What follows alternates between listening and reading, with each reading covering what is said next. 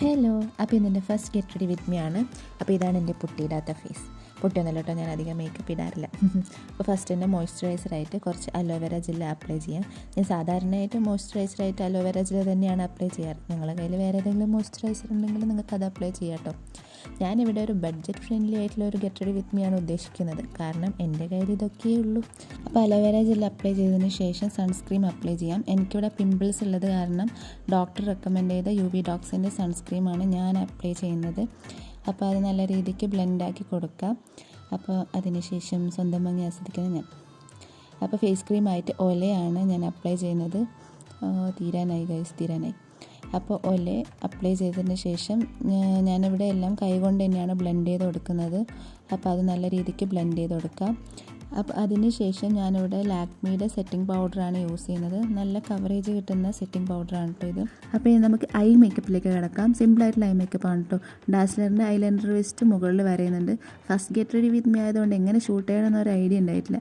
അപ്പോൾ രണ്ട് കണ്ണിലും മുകളിൽ വരുന്നതിന് ശേഷം നമുക്ക് അടുത്തതായിട്ട് മസ്കാര അപ്ലൈ ചെയ്യാം. മസ്കാര ഐലാഷസിനൊരു തിക്നെസ് കൊടുക്കുകയും ചെയ്യും. ഐ മേക്കപ്പ് സിമ്പിളായിട്ട് തന്നെ ഒരു ഫിനിഷ് കൊടുക്കും. അപ്പോൾ ഇനി ഐ മേക്കപ്പിൽ അടുത്ത റോള് വരുന്നത് കാജലിൻ്റെതാണ്. എൻ്റെ കയ്യിൽ ഹിമാലയയുടെ കാജലാണുള്ളത്.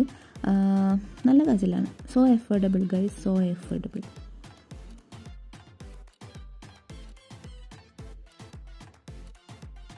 ആക്ച്വലി ഇതൊക്കെ നമ്മൾ മേക്കപ്പ് സ്റ്റാർട്ട് ചെയ്യുമ്പം ചെയ്യേണ്ടതാണ്. ലിപ് ബാം അപ്ലൈ ചെയ്യുക ലിപ്സ്റ്റിക്കിനൊരു ബേസായിട്ട്.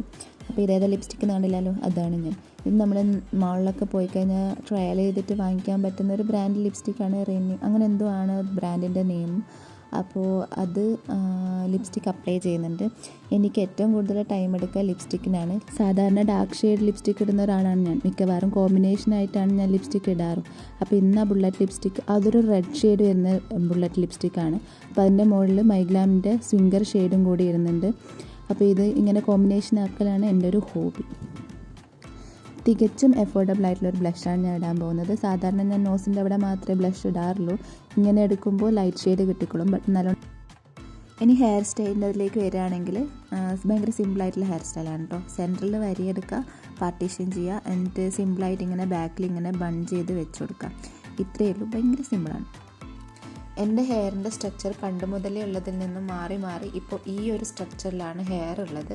അപ്പോൾ ഇങ്ങനെ കെട്ടിയതിന് ശേഷം രണ്ട് സൈഡിൽ നിന്ന് മുടി മുന്നോട്ടേക്ക് വരുന്നുണ്ട്. ബട്ട് അതൊന്നും കാണാനുണ്ടാവില്ല. അങ്ങനെയാണ് എൻ്റെ ഹെയറിൻ്റെ സ്ട്രക്ചർ. സൈഡിൽ നിന്നൊക്കെ കട്ട് ചെയ്തിട്ടുള്ള ഹെയർ ഇങ്ങനെ മുന്നോട്ടേക്ക് ഇട്ടിട്ട് കൈകൊണ്ട് തന്നെ കേൾ ചെയ്ത് കൊടുക്കുക. വേറെ കളറിൻ്റെ ഒന്നും ആവശ്യമില്ല. So affordable. അപ്പോൾ ഇത്രയും കൊണ്ട് മേക്കപ്പ് കഴിഞ്ഞു. ബട്ട് പൊട്ട് വെക്കാൻ മറന്നുപോയി. അപ്പോൾ ഡ്രസ്സിന് മാച്ചായിട്ടുള്ള ഒരു പൊട്ട് ഞാൻ വെച്ചു. അപ്പോൾ ഇത്രയാണ് എൻ്റെ ഗെറ്റ് റെഡി വിത്ത് മീ. ഞാനിതിൻ്റെ ഫൈനൽ ലുക്ക് ഇതിൻ്റെ കൂടെ ആഡ് ചെയ്യുന്നതാണ്. അപ്പോൾ വീഡിയോ ഇഷ്ടമെങ്കിൽ ലൈക്ക് ചെയ്യുക, കമൻറ്റ് ചെയ്യുക, സബ്സ്ക്രൈബ് ചെയ്യുക. Bye bye.